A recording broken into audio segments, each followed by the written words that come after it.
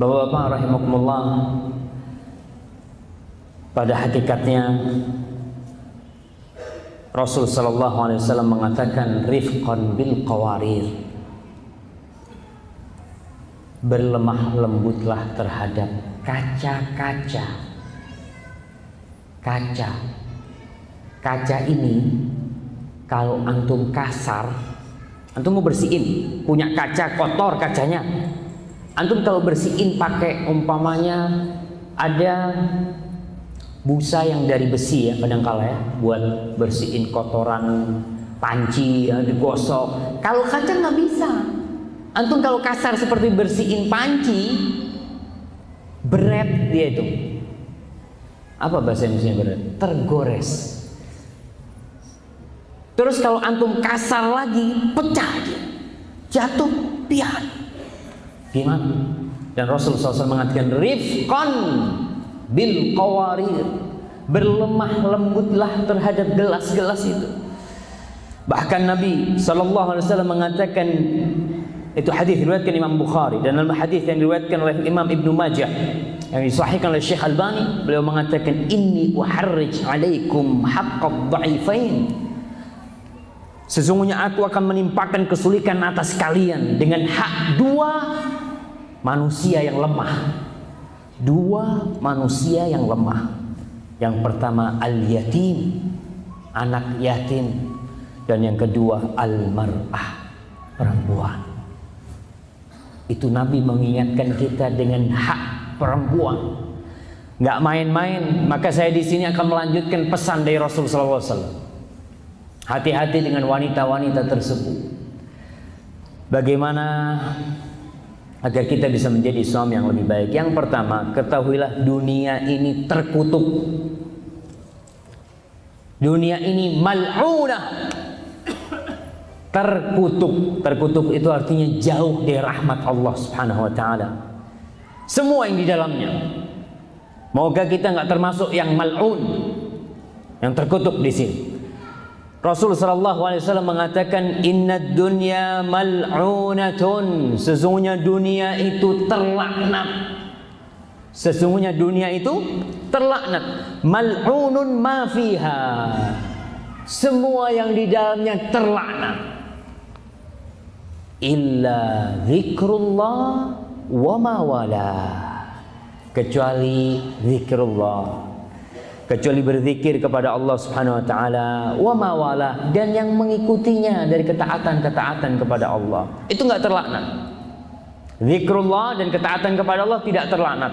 Kemudian wa alimun au muta'allim. Yang ketiga yang tidak terlaknat ini seorang yang berilmu. Tentunya yang mengamalkan ilmunya. Yang keempat au muta'allim, atau orang yang belajar. Maka kita datang ke sini dalam rangka tidak menjadi mal'un, tidak terlaknat. Kita ngaji. Hari Sabtu ini, hari Sabtu dan Ahad biasanya jadi hari keluarga. Hari keluarga. Orang-orang Ustaz, masa ana hari Sabtu Minggu masih kajian Ustaz? Kapan kumpul sama keluarga? Di sini kumpul sama keluarga. Dibawa tuh istrinya, dibawa tuh anaknya. Dan bapak-bapak selalu enak ya, kalau datang kajian maunya nggak bawa anak-anak kan, sendirian. Melok ibumu, mana? Ibunya mau dengar kajian itu, satu anaknya kabur ke sana. Sampai selesai pengajian, dengar tadi katanya Ustaz, ya opo kerungu anak ribut kabeh. Jadi memang ya itulah, itu suka duka menjadi seorang ibu, tapi ibu akan dapat setiap zarrah dari apa yang diamalkan kebajikan oleh anak-anaknya insyaallah. Maka kalau kepingin nggak mal'un, yang biasanya jalan-jalan ke, kalau di Surabaya ini kebun binatang ya, ada kebun ilmu, bukan kebun ilmu, bahkan Raudhatul Jannah, kebunnya surga, taman-taman surga. Di mana? Di sini. Sekali-kali suami ngajak istrinya, Bu, anak kepingin ngajak kemana Pak? Ke taman yuk. Lama nggak jalan-jalan, bawa ke masjid. Loh, endi taman ini? Ini tamannya, taman surga ini. Ini taman surga. Anak-anak kita juga ajak ke tempat ini. Maka dunia ini menggoda, menipu kita, banyak rayuan-rayuan gombal, dan Allah Subhanahu wa taala sudah mengingatkan kepada kita, ya ayyuhan nas inna wa'dallahi haq. Wahai manusia, sesungguhnya janji Allah itu benar. Janji Allah, Allah akan memuliakan orang-orang yang berilmu, yang ngaji, yang taat kepadanya.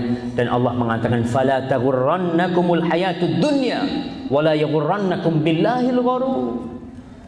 Kalian jangan terpesona, jangan terperdaya dengan dunia ini, dengan kehidupan dunia ini, dan jangan sampai kalian terpedaya sehingga jauh dari Allah Subhanahu wa taala.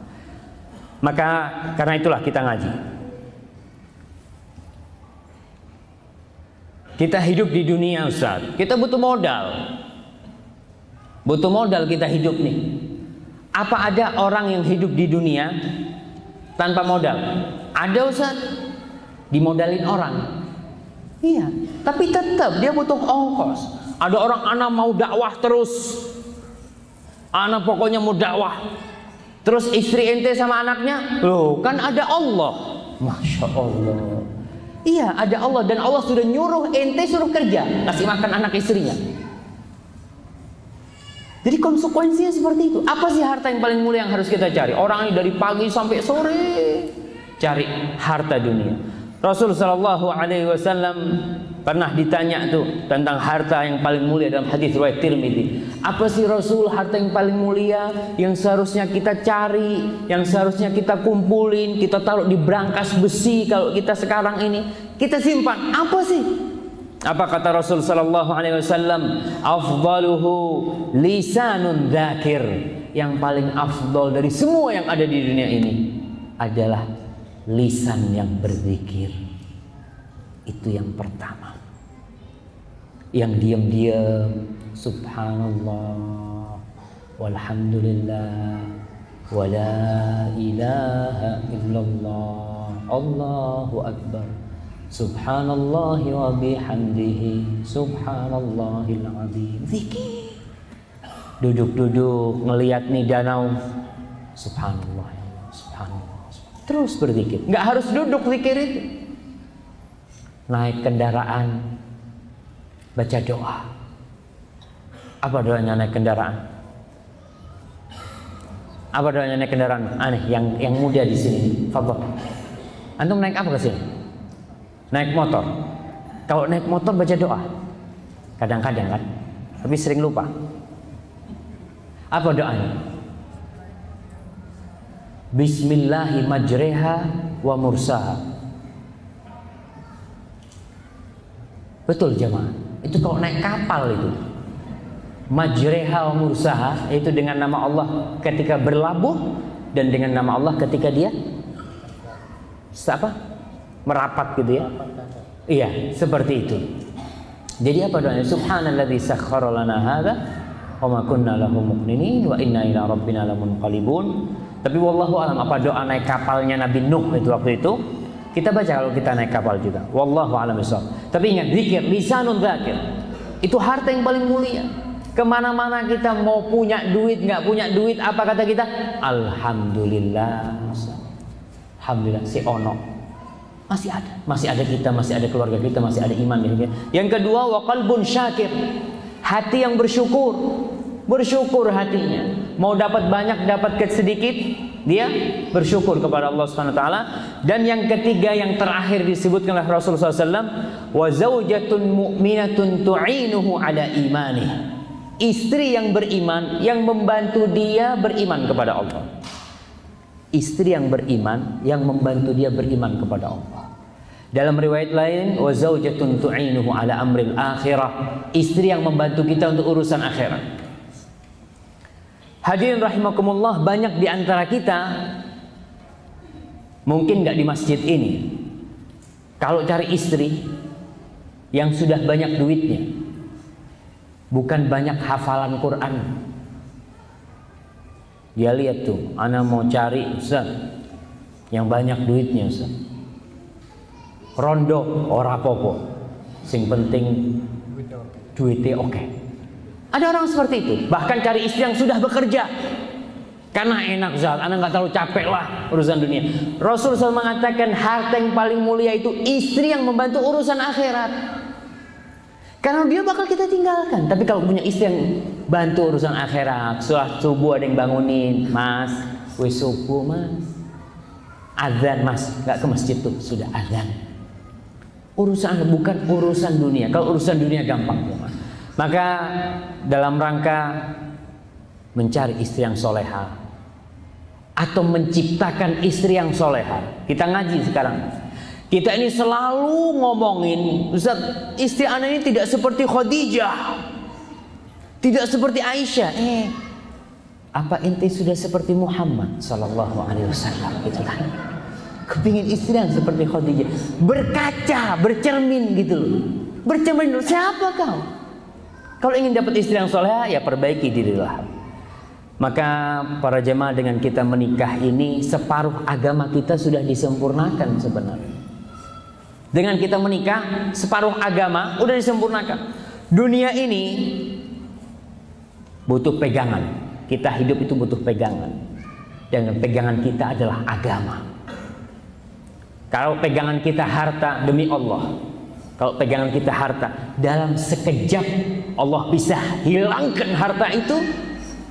Kemudian kita akan menjadi orang-orang yang terhina karena pegangan kita harta. Berapa banyak lah kita lihat orang-orang kayak model di tsunami di Aceh ya. Sebentar, hitungan berapa menit, hilang ribuan manusia, puluhan ribu bahkan ratusan ribu hilang, rumah-rumahnya hilang dalam hitungan menit. Tapi kalau agama menjadi pegangan kita, subhanallah. Maka kita dengan beristri ini, kata Rasul sallallahu alaihi wasallam, man razaqahullah imra'atan salihah, barang siapa yang dikasih rizki sama Allah istri yang salihah, dikasih rizki. Jadi istri itu rizki itu bukan hanya fulus, istri ini juga rizki. Disyukurin, alhamdulillah Ustaz, anak punya istri sholat Ustaz, taat sama anak. Rasul mengatakan yang diberi rizki istri yang soleha, faqad a'anahullah ala syatri dinih, maka Allah telah membantu dia di setengah agamanya. Falyattaqillah fi syatri tsani, maka di bagian kedua adalah dia bertakwa kepada Allah Subhanahu wa taala. Para ulama ketika membahas hadis ini, mereka menjelaskan bahwasanya ada dua syahwat di diri kita. Syahwat perut dan yang di bawah perut. Dengan ketika menikah, dengan kita menikah, yang di bawah perut sudah terselesaikan. Tinggal bagaimana kita menjaga syahwat perut kita untuk mencari dunia kita, untuk mencari harta kita. Itu yang kita perlu jaga. Kalau sudah dapat istri soleha, alhamdulillah, sudah aman lah separuhnya. Ma'asyiral muslimin rahimakumullah, orang menikah itu untuk apa? Anak mau tanya nih, udah nikah berapa tahun Mas? 20 tahun, Masya Allah. Apa yang dicari dengan menikah itu Mas? Kebahagiaan, subhanallah. Betul. Orang itu menikah untuk mencari kebahagiaan. Anak kasih hadiah tuh, fadhal. Barakallahu fikum. Orang itu cari bahagia. Maka bagaimana ternyata nikah nggak bahagia? Allah Jalla Jalla mengatakan, wa min ayatihi an khalaqalakum min anfusikum azwajan. Dan dari tanda-tanda kebesaran Allah, Allah menjadikan pasangan-pasangan kalian itu dari diri kalian sendiri. Untuk apa? Litaskunu ilaiha, agar kalian tentram, merasa senang, merasa damai kepada istri kalian. Wa ja'ala bainakum mawaddatan wa rahmah. Inna fi dzalika laayatin liqaumin yatafakkarun. Dan Allah lah yang menjadikan cinta dan kasih sayang di antara kalian. Siapa yang menjadikan cinta dan kasih sayang? Allah Jalla Jalaluhu. Sesungguhnya di yang seperti itu ada tanda-tanda kebesaran Allah. Maka orang menikah untuk sakinah. Kalau ternyata sakinah sudah tidak ada di rumahnya, ya cari mawaddah. Kalau sakinah udah gak ketemu, mau cari apa? cari mawaddah, cari rahmah nggak bisa. Karena intinya di sakinah itu sendiri, di ketentraman. Jadi ibu-ibu nih, kalau ingin suaminya itu betah di rumah, ya, coba bagaimana bisa ada ketentraman di dalam rumah kita. Nanti kita akan kasih tahu ibu-ibu. Sekarang kita akan berbicara dengan bapak-bapak tentang sakinah itu sendiri. Jadi kalau kita nggak dapat sakinah, istri kita selalu membuat keributan di rumah, nggak pandai bersyukur, nggak pandai berterima kasih, apa yang harus kita lakukan? Apa jemaah? Ya kita perbaiki. Kalau nggak bisa diperbaiki, seperti ceritanya Nabi Ismail, bagaimana Nabi Ismail menceraikan istrinya karena istrinya tidak pandai bersyukur, tidak pandai berterima kasih. Maka ibu-ibu, tolong berhati-hati dengan masalah ini. Tadi kita bacakan ayat di surat Ar-Rum ayat 21 bahwasanya Allah yang menjadikan cinta dan kasih sayang. Allah yang menjadikan cinta dan kasih sayang di antara dua sejoli ini. Sekarang, di masa sekarang dan masa sebelumnya sudah banyak yang namanya pacaran. Kenapa pacaran? Atau istilahnya sekarang nggak pacaran, apa? Ta'aruf, biar lebih keren gitu Ustaz. Ana sedang berta'aruf. Kenapa berta'aruf? Ya PDKT Ustaz, supaya saling mengetahui gitu kan. Bagaimana keberadaan masing-masing gitu. Yang namanya pacaran ada nggak dalam Islam? Ada nggak?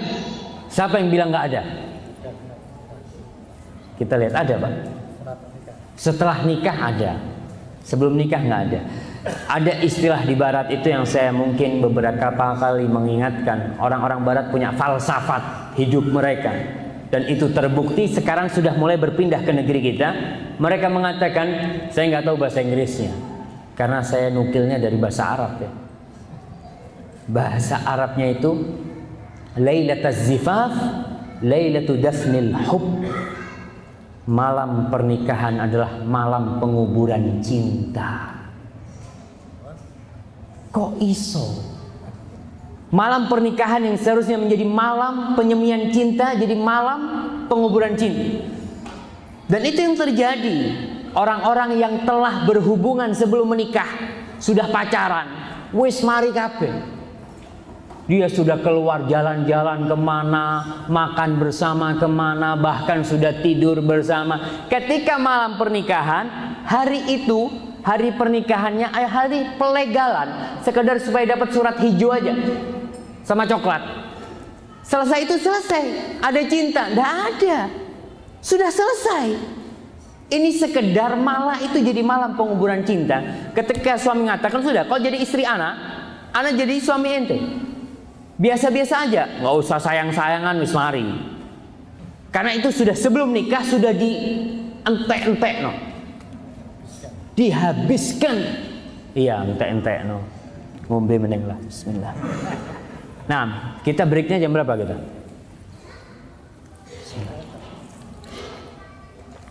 Jam 10 lah.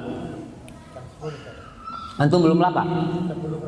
Soalnya anak lihat nasinya sudah siap di depan masing-masing gitu kan. Ini Ustaz tidak mari-mari seperti kata dia. Nah, 10 kurang seperempat ya mas, 10 kurang seperempat. Jadi yang sudah lapar tunggu sebentar, 20 menit. Nah, malam pernikahan jadi malam penguburan cinta. Karena kenyataannya orang itu kadang kalau sudah pacaran 6 tahun, pas mau kawin tidak jadi. Sudah habis, cintanya itu sudah habis. Buat apa kawin kalau aku sudah nggak cinta sama kau? Sudah selesai semua. Bahkan hanya untuk melegalkan hubungan itu. Biasanya orang kalau menikah, foto buku nikahnya dilihatkan. Oleh setahun buku nikahnya sudah hilang. Digadekno katanya. Na'udzubillah. Itu karena apa? Karena hubungan yang tidak diridhai oleh Allah Subhanahu wa taala. Maka tolong kalau ada orang yang punya masalah ya Ustaz, kita ini sering ribut sama suami, tanyakan, apa mungkin aku punya dosa sama Allah? Dosa sebelum menikah. Dulu padahal suami anak ini baik Ustaz. Si suami juga ngomong itu, istri anak Masya Allah. Nggak ada orang di kampung yang lebih cantik dari dia. Allahu Akbar. Tapi setelah nikah kelihatan semua. Ternyata tidak seperti yang Anda bayangkan. Karena sudah nikah. Tapi dalam Islam, malam pernikahan adalah malam penyemian cinta. Walaupun belum kenal, yaitu karena belum kenal tadi. PDKT-nya kapan? Malam pernikahan. Duduk aja berduaan, isin. Tapi kalau sudah pacaran 2 tahun, apa ada malunya? Tidak ada. Istrinya mau salaman sama suaminya, Assalamualaikum, itu ya Allah halal apa ini ya? Dia karena baru ketemu. Allah mengatakan wa ja'ala bainakum mawaddatan warahmah. Yang menjadikan cinta dan kasih sayang itu siapa? Allah Jalla Jalaluhu. Allah. Maka Rasul sallallahu alaihi wasallam mengatakan dalam hadis yang diriwayatkan oleh Ibnu Majah yang disahihkan oleh Syekh Albani, lam yura lil mutahabbaini mithlun nikah. Tidak pernah dilihat tuh 2 orang yang memadu kasih lebih dari mereka yang telah menikah. Allahu Akbar. Wis halal. Ketika kita berhubungan dengan orang yang tidak halal buat kita, masih ada rasa takut, masih ada rasa nggak enak. Tapi ketika halal, apa yang ada di perasaan kita? Nikmat, semuanya nikmat sampai titik darah penghabisan. Masya Allah. Ini kata Rasul Sallallahu Alaihi Wasallam, tidak pernah dilihat 2 orang yang memadu kasih lebih dari yang sudah menikah. Dan bandingkan dengan orang yang telah pacaran kemudian menikah, biasa-biasa, bahkan sudah adem ya, cinta yang selama ini membara, dengan menikah malah mati cintanya. Yang tadi dikatakan malam penguburan cinta, orang-orang barat itu ya sudah. Bahkan na'udzubillah, wes punya anak ya, belum kawin, mau kawin masih takut katanya. Na'udzubillah, karena dia takutnya ini. Ada falsafat di mereka, malam pernikahan, malam penguburan cinta. Na'udzubillah min dzalik. Maka jangan sampai, dan itu tidak ada dalam Islam ya. Bulan madu, ono enggak bulan madu dalam Islam? Ada enggak dulu zaman? Anak itu berusaha nyari ya. Ya namanya kita juga belajar ya. Istilah bulan madu itu dari mana gitu. Cari-cari, ternyata di bahasa Arab ada. Di bahasa Arab itu ada Syahrul Asal, bulan madu. Kalau bahasa Inggrisnya honeymoon gitu kan. Anak baca, anak cari dari mana asal kata ini, nggak ketemu. Dan ternyata asalnya dari Barat, yang diterjemahkan ke dalam bahasa Arab atau bahasa Indonesia. Islam tidak. Masya Allah, itu pintu.